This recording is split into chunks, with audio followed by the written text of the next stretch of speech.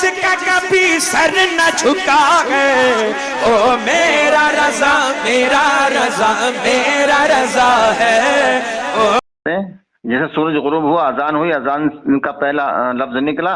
اور لوگوں نے روزہ جو ہے وہ کھول لیا، تو یہ قرآن کے خلاف ہے، قرآن کے مطابق نہیں ہے۔ حضور اکرم صلی اللہ علیہ وآلہ وسلم بھی پہلے مغرب کی نماز ادا کرتے تھے، اس کے بعد روزہ افطارتے تھے۔ صحابہ کرام کا بھی یہی عمل رہا ہے۔ اچھا جی تو مطلب اب انشاءاللہ تو پھر یہ کل سے رمضان بھی چالو الحمدللہ، پھر تو ہمیں یہی کرنا پڑے گا۔ تو قاری صاحب ایک پرفیکٹ ٹائم بتا دیجئے مجھے اس حساب سے، دیکھیے ہر جگہ کا الگ الگ ہوتا ہے ٹائم،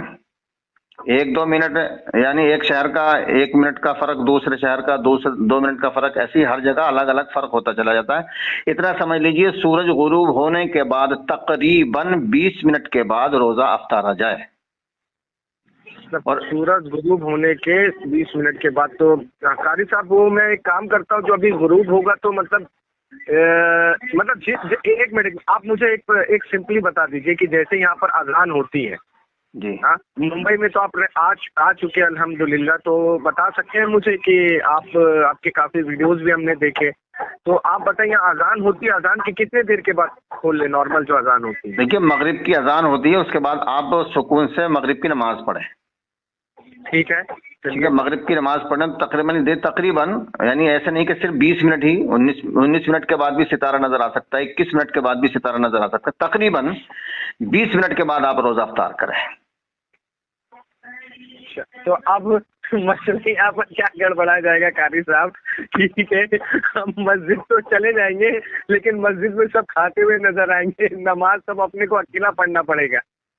یعنی آپ پہلے نماز پڑھ لیں، نماز پڑھنے کے بعد آدھے گھنٹے کے بعد روزہ افطار کر لیں۔ جب آپ مطلب کہ 14 گھنٹے یا 16 گھنٹے روزے کی شدت برداشت کر سکتے ہیں، تو کیا آدھا گھنٹہ اور برداشت نہیں کر سکتے تاکہ روزہ صحیح پورا ہو جائے؟ قبلہ آپ بس اب یہ ہے کہ اب ہمارے کو لگتا ہے اب نازبی مولوی کے پیچھے نماز بھی مشکل ہے، کیونکہ اب اپنے کو یہ چیز کام سب اپنا خود کا کرنا پڑے گا سیپریٹ۔ جی جی بالکل بالکل نہیں، پہلے نماز پڑھ لیجئے، بعد میں روزہ افطار کر لیجئے۔ کیونکہ اب ہوگا کیا کہ ہمیں اپنا پہلے نماز ادا کرنا، مطلب آپ نے ایک سمپل سے لاجک کلیئر کر دی کہ کہیں بھی اذان ہو تو آپ پہلے نماز پڑھ لیں، فرض پڑھ لیں، سنت پڑھ لیں، اس کے بعد آپ افطار کر سکتے ہیں۔ جی جی جی جی تب تک کا وہ مطلب اتنے دیر میں تو ٹائم ڈسٹینس کا جو بھی فاصلہ ہے وہ تو تقریباً ہو بھی جائے گا۔ اس میں ڈبل فائدہ ہے نا کہ روزے کی حالت میں آپ کے مغرب کی نماز ہوگی، تو روزہ بھی رہے گا، نماز بھی رہے گی، اللہ کی عبادت بھی رہے گی، قرآن بھی پڑھیں گے۔ کیونکہ میں ایکچولی میں یو پی جب گیا تھا تو یو پی اور یہاں پر جو ہے نا ٹائم کا، اور کولکتہ وغیرہ میں ٹائم کا ڈسٹینس ہے، تو ممبئی میں آپ نے ایک بہت اچھا آئیڈیا بتایا کہ جیسے آپ اذان ہو تو آپ پہلے مغرب کا نماز پڑھ لیں، اس دوران 15-20 منٹ ہو ہی چکا ہوگا لگ بھگ، ہاں جی جی جی تو اس کے بعد روزہ کھولیں۔ ہاں یہ قرآن کے مطابق ہے، ثم اتموا الصیام الی اللیل، یہ نص ہے قرآن کی، اور نص قطعی ہے اور صریح ہے۔ تو قرآن کے مطابق روزہ جو ہے نا، رات جب ہو جائے، رات چھا جائے، اندھیرا چھا جائے، ستارے نظر آ جائے، تب روزہ کھولا جائے، تب روزہ افطار کیا جائے۔ اس سے پہلے اگر کوئی کرتا ہے تو اس کا روزہ جو ہے نا، روزہ افطار باطل ہے۔ نہیں قاری صاحب میں سمجھ گیا، کیونکہ میں نے جب میں دیکھتا ہوں کہ ایسے نارمل ہم جس دن روزہ نہیں رہتے تو مغرب کا نماز پڑھ کے جب آتے ہیں تو تب تک سیاہی چھا جاتی ہے۔ چلیے ٹھیک ہے، ٹھیک ہے حسین بھائی، انشاءاللہ ٹھیک ہے۔ آپ کہنے کے لیے بہت بہت شکریہ آپ کا، بتانے کے لیے قاری صاحب۔ ہاں انشاءاللہ میں کوشش کروں گا کہ یہ سال سے جیسا آپ کہہ رہے ویسے عمل کروں انشاءاللہ انشاءاللہ۔ اللہ تعالیٰ عنہ جو جلیل القدر صحابیوں سے روایت کرتے ہیں، عن سہل بن سعد رضی اللہ عنہ قال، حضرت سہل بن سعد سے روایت ہے، وہ کہتے ہیں وَقَانَ النَّبِيُّ صلی اللہ علیہ وسلم اذا كان صائما امر رجلا فاوفى على شيء فاذا قال غابت الشمس افطر۔ حضرت سہل بن سعد کہتے ہیں کہ نبی پاک صلی اللہ علیہ وسلم جب روزے سے ہوتے، جب آپ روزہ فرماتے تو نبی پاک کی یہ عادت مبارکہ تھی کہ کسی شخص کو آپ ایک بلند مقام پہ کھڑا کر دیتے تھے، اس کو حکم دیتے کہ اس بلند مقام پہ وہ کھڑا ہو جائے اور سورج کو دیکھتا رہے، اور پھر آگے فرماتے ہیں کہ جیسے ہی وہ شخص کہہ دیتا کہ سورج غروب ہو گیا تو نبی پاک صلی اللہ علیہ وسلم فوراً افطار فرما لیتے تھے۔ تو یعنی دیکھیے اس میں افطار میں جلدی کے لیے نبی پاک صلی اللہ علیہ وسلم کس طرح کا اہتمام کرتے تھے، اور یہی وجہ ہے کہ صحیح بخاری میں حدیث ہے کہ آقا فرماتے ہیں کہ میری امت اس وقت تک فلاح اور فلاح پر رہیں گی کہ جب تک وہ افطار میں جلدی کریں گی۔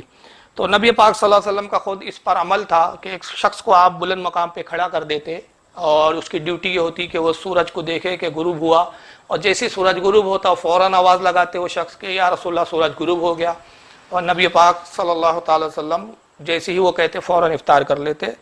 اور اس کی جو سند ہے صحیح ابن خزیمہ کی، یہ صحیح ہے، چنانچہ اس کو کہا گیا اسناد و صحیح۔ اور یہی حدیث امام ابن حبان بھی لائے اپنی صحیح میں، حدیث نمبر 3510 پر۔